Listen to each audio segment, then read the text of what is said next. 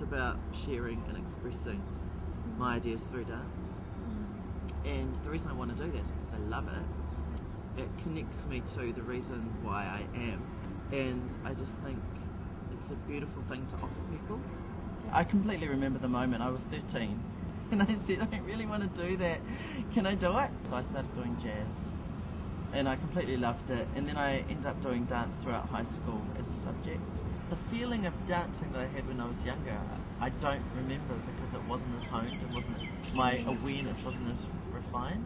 It was very external, and I've become more internal about it. And I realised that if you can just stand there and command attention without doing anything, then that's what it's all about. It's really in the moment. If you're there, you're there, and if you're not, then it disappears.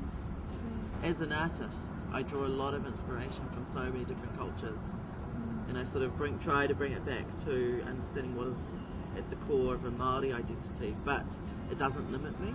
I do kapahaka, but I'm first and foremost a contemporary dancer, but I'm also Māori, and so I kind of wanted something that could bridge that gap.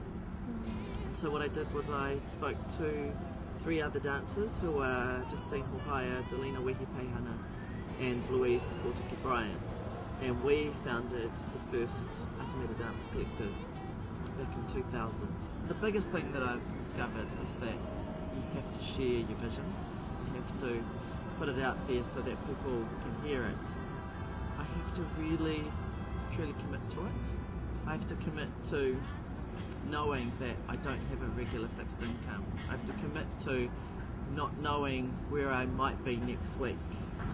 If people can commit to something without leveraging it off a financial gain, then you're going to create a product that ultimately other people can buy into, and then ultimately you can start growing from there. But if your whole goal is to start from a monetary thing but you've got no substance or foundation, then it's kind of harder to balance it. Yeah. So I'm making a work called Tua Whenua, which means hinterland or interior, and I'm kind of looking at it in terms of something far away, but that could be your emotion, and so it's kind of really close to you, but things that you push away.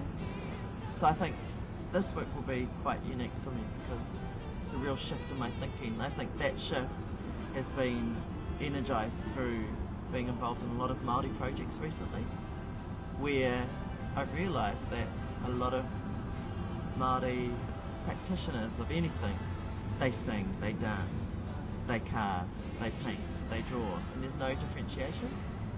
I'm really grateful for the Downs because it's like a whole basket of knowledge that you didn't have, which is why you're there. So it's all a learning process, and I can't package it or market it or strategize it. It's just totally what happens.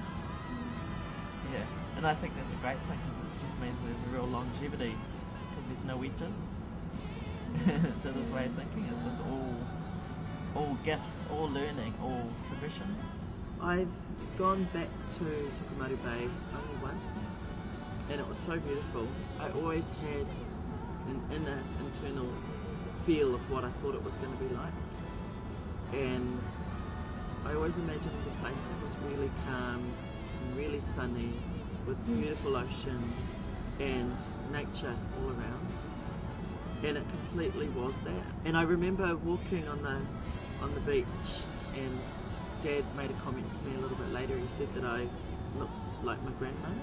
That's a really nice thing to know, that the wairoa of your whakapapa is still somewhere imprinted in your body, and there's a spiritual connection with the earth.